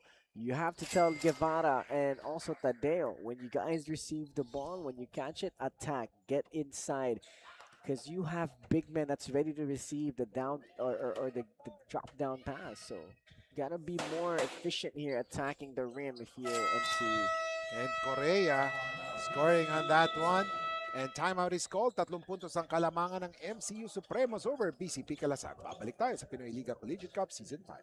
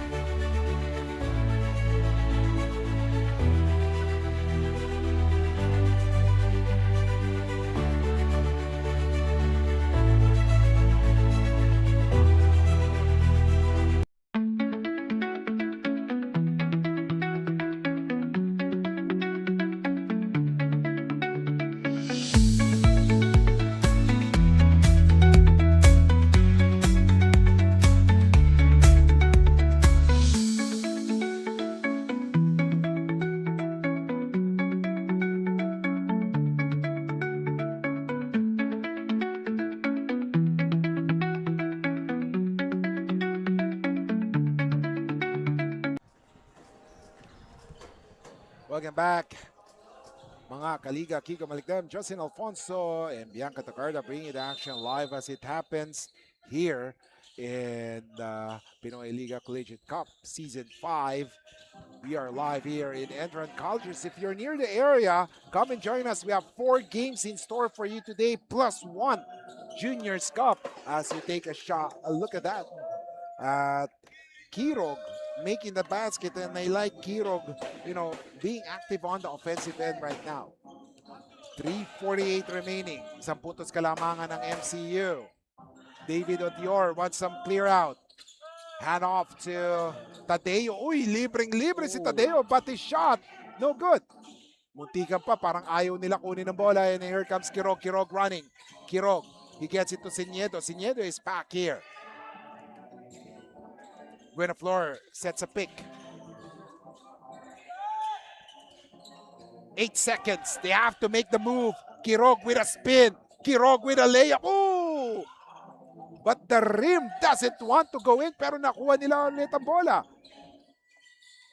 Here comes Magno. Magno shot. Pangatlong beses, hindi na daw siya mabibigo. That's the only thing about giving up offensive rebounds. Give opportunities to the opposing team for more chances, and usually they will convert. 1-point lead na sa BCP ang bola. Here comes Odior. He gets it to... Oh, almost a steal there. General. Shot. Ooh, tough shot. Pero ayaw pumasok. Rebound once again by Correa. And there is a foul, ladies and gentlemen. And like we said again, to second chance opportunities. When you give the opposing team a second or a third chance, 90% of the time, they're going to take that to their advantage. In the previous possession for BCP, they were able to get a second and a third chance, and they were able to convert to a layup. Now you give MCU a second chance. Now they're able to go to the free throw line and a chance at the free throw stripe, and now they tie the game up. So in crucial moments, in late game situations, you have to get the basketball. Do not give up extra possessions. And Correa, JP Correa, 2 for 2 for Correa, and he gives the lead back to MCU Supremos with 2:35 remaining here in the play-in. And we would like to say thank you to the people watching, supporting the Pinoyliga Collegiate Cup Season 5, watching lahat ng mga nanonood sa YouTube channel ng Pinoyliga Cup. As we see Kirog, he drives, binigay kay Magno. Magno, 15 or elbow jumper. Oh man, he's redeeming himself with those misses by hitting back-to-back baskets. I like that move. One fake, one dribble into a shot. Nice pass. Uh-oh! Wow! And David Odior says adieu to the rim. Sabi niya, adieu dahil gusto niyang sirain yung rim on that one. But let's see, last 2 minutes remaining, 1:55 remaining. Magno. We are in for a close one as Buena Flor cleans the rim with a three. You like that. You like that offense from BCP. Now, MCU, you're down by 2. You got to stay composed in late game situations here. And right now, papansin natin, wala si Roas on the floor. So how will the offense go for BCP in the next possession? Let's see. Oh, what a move there. Guevara, he is fouled. 76-74, 126 remaining. Wow. You like Guevara's aggressiveness there. And like we said earlier, he had 2 baskets where he jammed to the right side, then he went into the middle, and then he took 1 dribble and he used that inside hand to be able to convert 2 layups. In that situation right there, he did it again. He was able to draw the foul. Good thing he missed that free throw. So if you're BCP, if you're guarding Guevara, you got to know he likes to go middle, so you got to shade him baseline. And we'd like to say thank you to our partners, Extra Melly Sweets, LGR, Kickstart Coffee, Buffalo Wings and Things, and Yokohama Tires. And there is a free throw violation there. Bola pupunta sa BCP Kalasag. And would like to say again thank you to everyone watching us in the YouTube channel of the Pinoyliga Cup. And saying hello also to some friends, Chris Lasin watching, and also Professor on Air with Professor Willie Perez. 119 remaining, and a steal there, a chance for a tie. Here comes Sikat. Sikat drives too strong. Rebound by Magno. Magno will slow it down. Sinedo has the basketball. 105 remaining. John Red, he drives to the hoop, but he loses the ball. You know, very bad decisions coming from both of the guards of BCP in these final 2 possessions, as well as Sikat. Sikat drove to the middle, had a wide open teammate in the right corner where he could have kicked it out, or he should have went up strong in that final possession. Jump stop, fake, go up strong, or kick it out. Same thing for BCP. They drove with no intention. Got to take care of the basketball. Si General, binigay kay Odior. Odior, top of the key. Oh, his pass almost stolen. Libreng-libre ang gitna for Sikat, but he missed that ball. Oh, my. Oh, my goodness. That was a free lane. We'll hang on to the air, ladies and gentlemen. And on that previous play, it was a free lane, parang nasa expressway ka, sa NLEX, sa SLEX. I mean, I can't really say anything to this. I mean, you look at this play, he was wide open. Look at that. Ball slipped out of Sikat's hands. You just got to go strong with 2 hands if you want safety. You know, take a pound dribble, go up with 2 hands. You're tall enough to be able to finish right at the rim. I mean, things like that happen all the time. Ball slipped out of your hands. Now you got to move on. Now it's next play mentality. That's all you have to put in your head here. Next play mentality. You got to get a stop here on the defensive end. Well, napapansin natin yung kay Sikat, no? He has, yun yung medyo, I don't know if it's questionable, pero kasi he's a big man. And as a big man, if you see a free lane, talagang gagawin mo, isasalampak mo na sa ring, you know? But what he did is just lay it up. So let's see, ladies and gentlemen, 74-76. We have been stuck in this score for quite some time right now.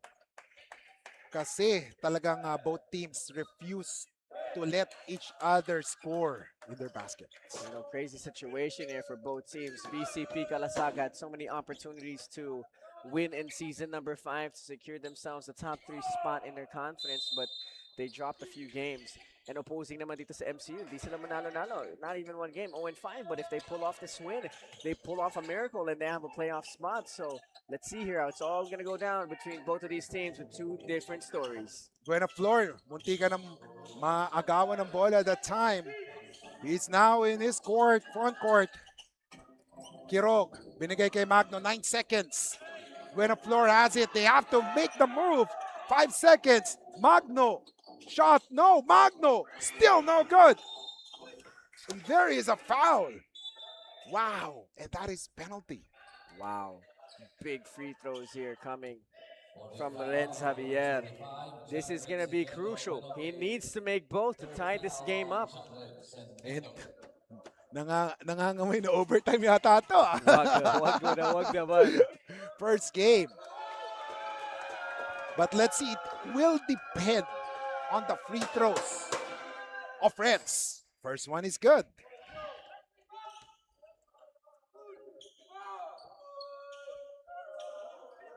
$14 points for Rents so far. 14 points, ladies and gentlemen. Oh, big free throws there for Renz Javier. 20.85 seconds remaining. Is it time to reactivate the buy four, get one free? No, no, it shouldn't be. No. It will actually depend on the next possession by Bcp Kalasag. If they will be able to map out a play. But if you're Coach Jerich, Felipe, how will you map out your last play? You know, we've seen this before, you know, this BCP squad, they've hit big time shots in the clutch. So now if you're Coach Jerich, I would try to run down the clock to maybe the 10-second mark and then attack. You know, I think that's what I would do. And it'll allow you to be able to get an offensive board if anything, but around the 9-second mark is when I would attack. And to just give them other options, you know, if they need to go to a plan B after the attack. So let's see here. You know, I think I would just go to what works for them. Attack the paint, use your quick guards, use a paint touch into a kick out. There's so many options that Coach Jerich can do here, but MCU is long. So they have to see who's going to be on the floor. If Odior's going to be in there, it would be great to maybe attack, get the defense inside, then kick out for a better look. So let's see. And if we're looking at the big dance numbers or rankings, MCU is currently ranked as the 32nd in the big dance rankings. Ang Best Link College of the Philippines is currently ranked 21st. So in terms of rankings, BCP appears to have that advantage. Big dance ranking 21st ang BCP Kalasag. But right now they're having a hard time simply because of that big man in the middle, David Odior, who has been a big difference so far. So let's see. 20 seconds. Kirog will do the ball handling chores. Parehong bumagsak yung dalawa. Buena floor, tres! Short on that one. Oh! And you were saying, Justin, they should make the move with 10 seconds remaining, but that shot was taken with less than 12 seconds remaining. Yeah, they have to attack. The thing is, two players of MCU was not ready to defend, but they didn't attack. Inintay nila makatayo ulit si Guevara. You have to attack.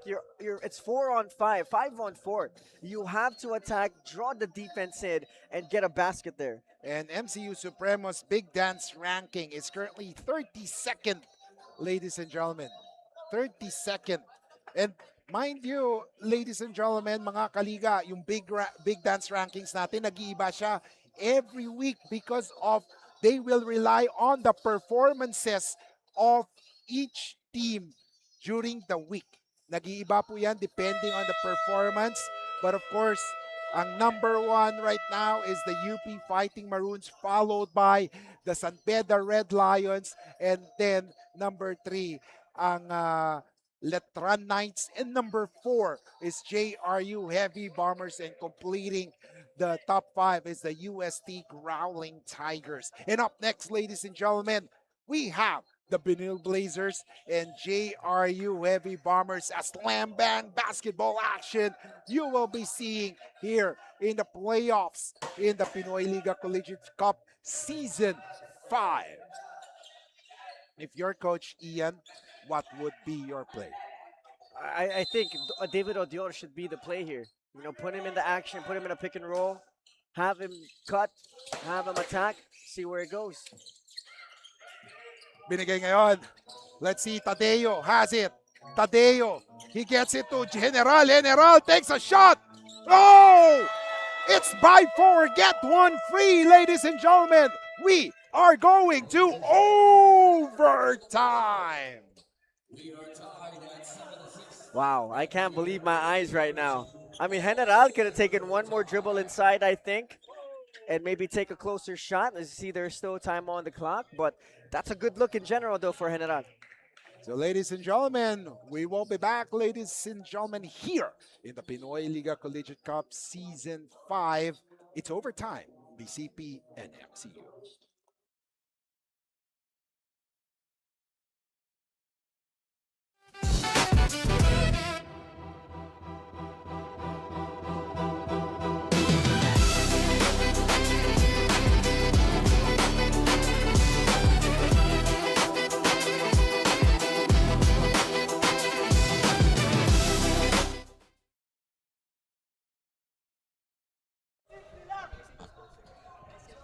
Welcome back, ladies and gentlemen. Kiko Maligdem, Justin Alfonso, Bianca Tagarda, here in ENDERUN Colleges for the play-in competition between BCP Kalasag and Mcu Supremos. We're back to square one as both teams will be playing for overtime, ladies and gentlemen.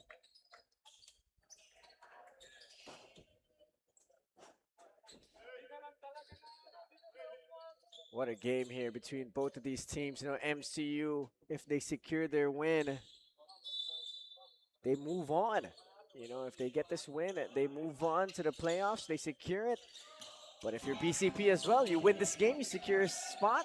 I mean, what a game. Here comes BCP Rojas. Ito yung sinasabi natin, parang nawala siya nung crucial stretch ng fourth quarter. Simply because Dever Buenaflor playing well also. And right now, a three-point shot. Boom! Oh, De La Cruz. Wow, you like that. Francis De La Cruz has been quiet all game. Now he's here hitting crucial shots for MCU. De La Cruz averaging 6.4 points per game. Hits that crucial three. Ito, si Velasco Panis couldn't make the shot. He is looking for that shot earlier pa. Yeah, now it's MCU slowing the game down. Don't let BCP dictate your pace. And now, here comes, oh, look at that. And a shot there by David Odior. And 79-76, 3:58 remaining.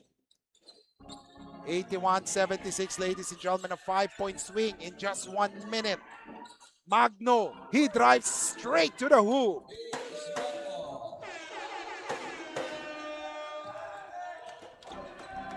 Tingnan natin, 3:38, expects fast-paced action.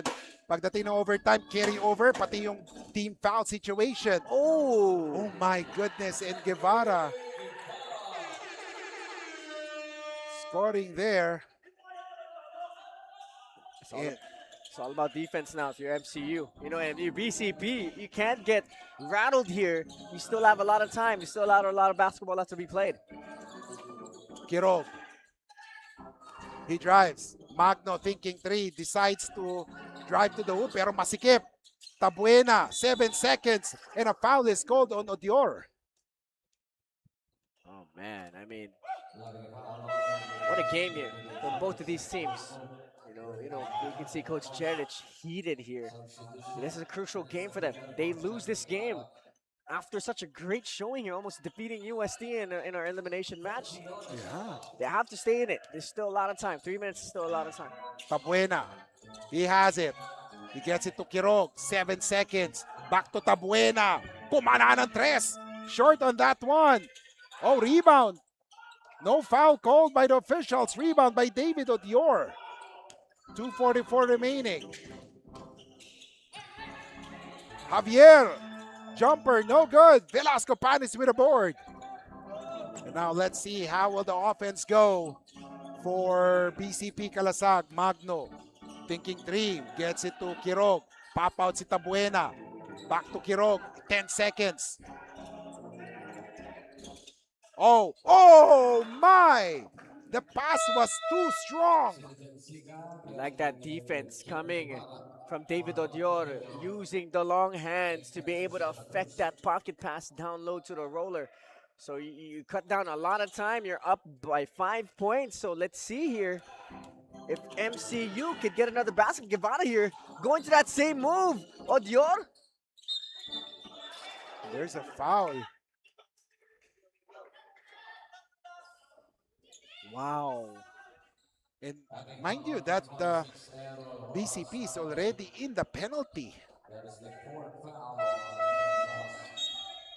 And this is where they are missing the services of Victor Norin, an offensive-minded guard.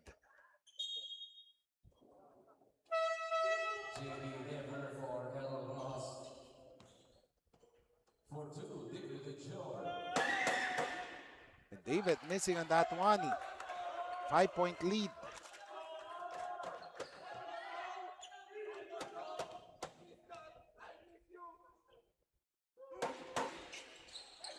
Oh, 0 out of 2. Layup, it's good for Tabuena, and that was a great move. They scored quickly. They didn't waste any time. Just 1:57 remaining. Now, if you're MCU, you have to relax on the offensive end. You have to burn as much time as you can, but don't play to lose, play to win. Be aggressive still. Run your set, and as soon as you have a good opportunity, you attack it. You make sure you score. Don't rush. Here comes Guevara. He has a basketball. Guevara, he drives. Guevara gets it to Javier. And now, General has it. 9 seconds. General, he drives. General, oh, tough shot. No good. Kirog pushing. Kirog, he gets it to Magno. Magno, he drives. He loses it. And a steal. A steal. Here comes General. General with a basket there. Good defense here from MCU. If you're BCP, you have to relax. Stay true, stay patient. There's still a lot of time. You don't have to rush things here. Pelayo gets it to Velasco Panes. Ooh, what a move. Oh, that's big.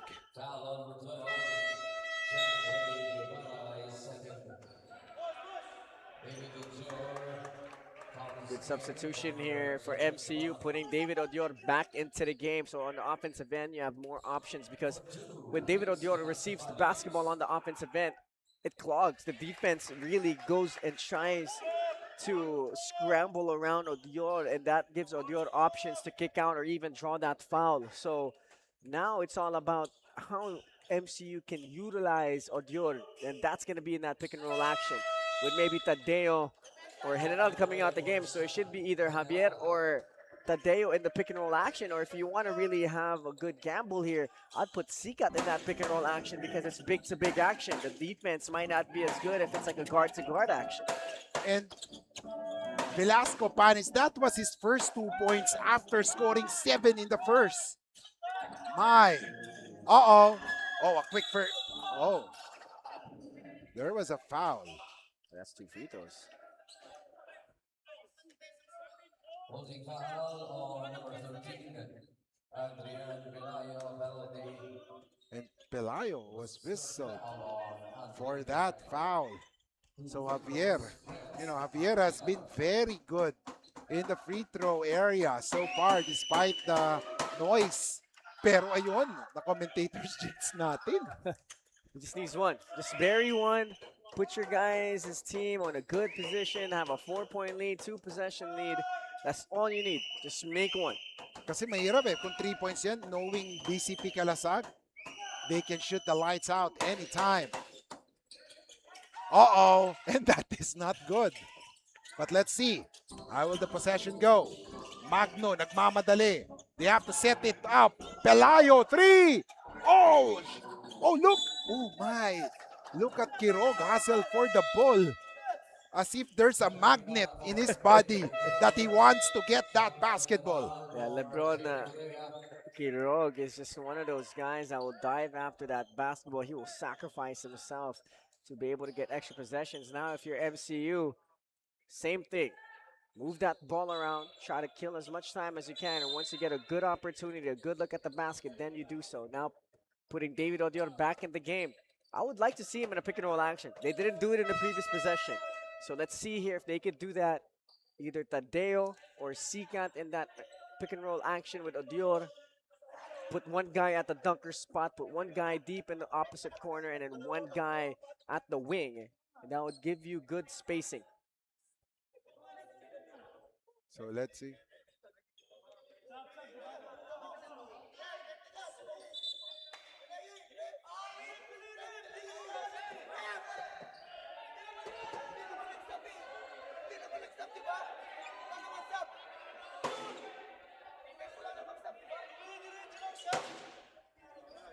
And the BCP side is asking for a technical because they believe that David Otior did not make a substitution.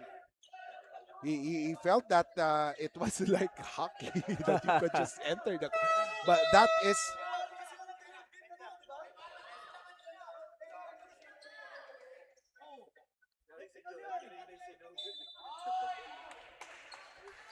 And there you go. That's big. Because if they can make that free throw, then BCP would be able to just focus on hitting a two-pointer instead of taking a three-pointer.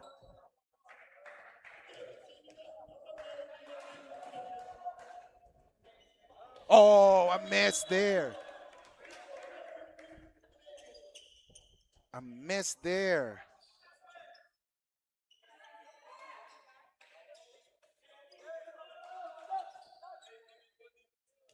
That's a huge miss here for MCU. I mean for BCP, they were giving a free opportunity here to cut it within 2 points. Now MCU has a chance to put it away with a basket here. 85-82. Guevara. Let's see. 8 seconds. Oh, Sikat, but couldn't finish that. Let's see. Magno. Binigay kay Dever. Oh, almost. Kirog, 10 seconds. Velasco Panis, 3-point shot. Too strong. And look at Kirog. He gets it to Magno. Magno. Oh! And the offense of BCP Kalasag was in disarray in that possession.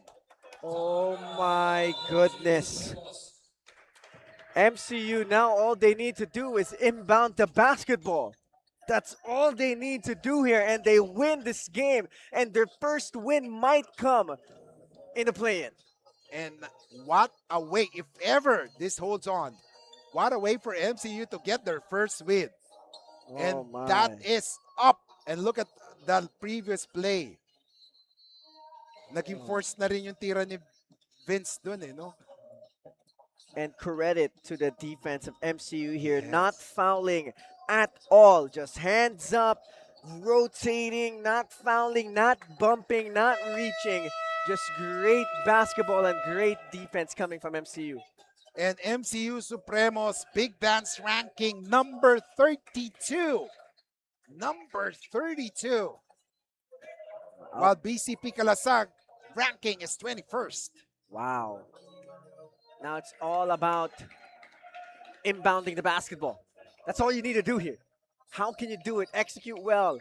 0.6, technically, you can just inbound it, and that's going to be it. So, Just throw it on the other side.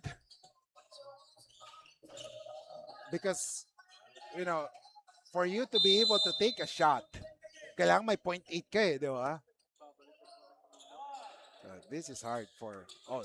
And and ladies and gentlemen, what an upset. The number 5 seed, MCU Supremos, winning over the BCP Kalasag, 85-82. Final thoughts of the game. yeah, what a game here coming from MCU, being able to bounce back. You start the season 0-5, you stay strong, you stay committed, and now you get your first win, and your first win will buy you a spot in the playoffs. And ladies and gentlemen, we will now listen to the school hymn of both squads, starting with the victorious MCU Supremos.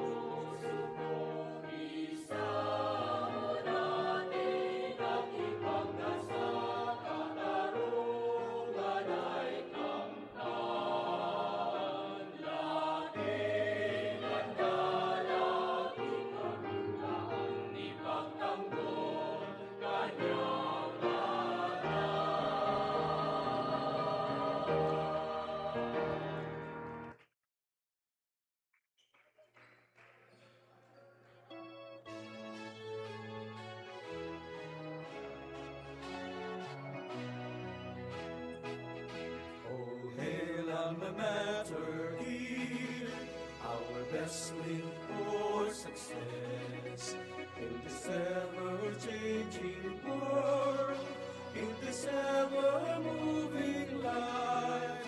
Challenges abound, strengthening the will in us, and your mission for us is our future. All hail to alma mater here, the crowning glory of our dreams. All hail to alma mater, our best link for success.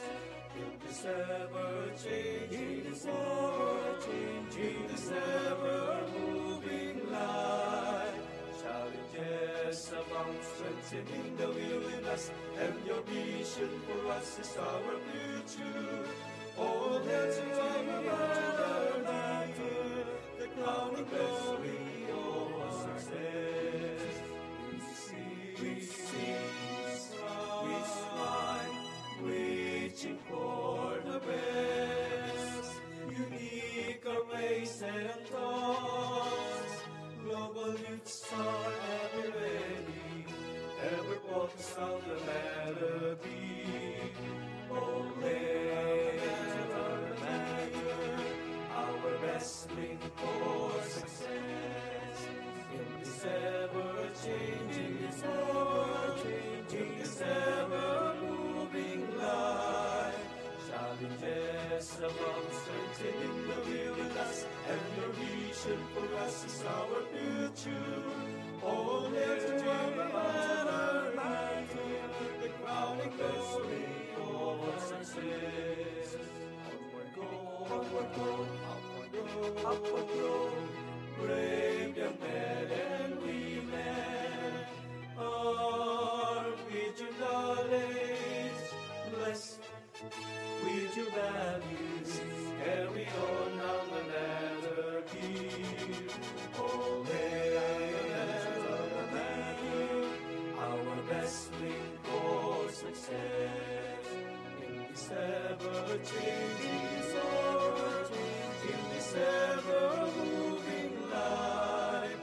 Challenges abound, strengthening the will in us, and your mission for us is our future. All hail to alma mater, the crowning glory of our success. All hail to alma mater, our best link to the future.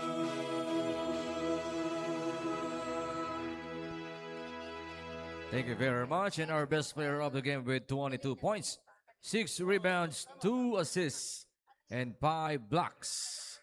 Number 15, David Ojor.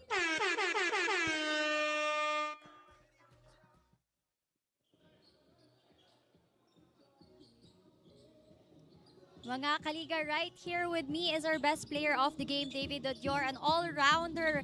Wow, David, congratulations for this win. Now, David, during the warm-ups, you are very serious. During the game, you impressed everyone with your dunks. How are you feeling right now that your efforts have paid off? We got a W, boy! Yeah, I feel really good because we've been 5-0, but this is a great win for us, and I'm grateful for the coaches and my teammates. They're the best. I love the energy that you have here. Very, very fun energy. Now, what's a lesson that you learned from this game that you're going to bring to the playoffs? Keep on fighting, man. It's a dogfight out there. Don't give up. Seriously, don't give up. So, yeah, that's what I learned. More improvements, you know? Yeah. Love that fighting spirit that you got here now, David. Is there anyone you want to shout out, to send a message to someone, thank someone live?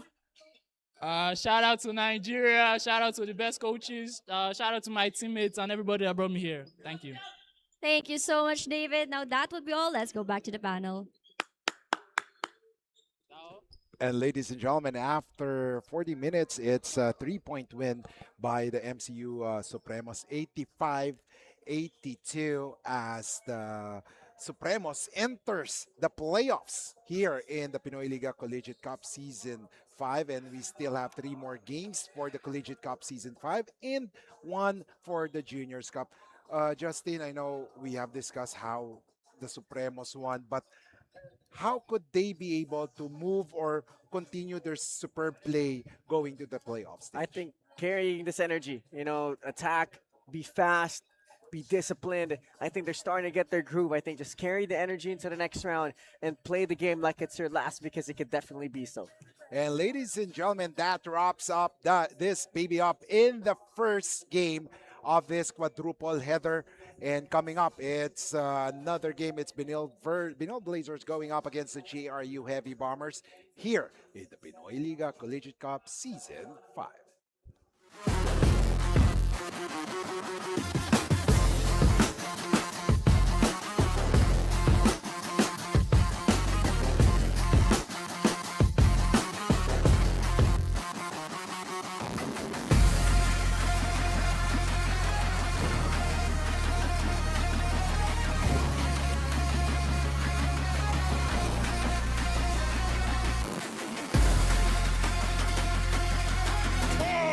A three-point shot for Peñafiel. Boom! Too big, too strong, too good. Out for another three-pointer. Butter!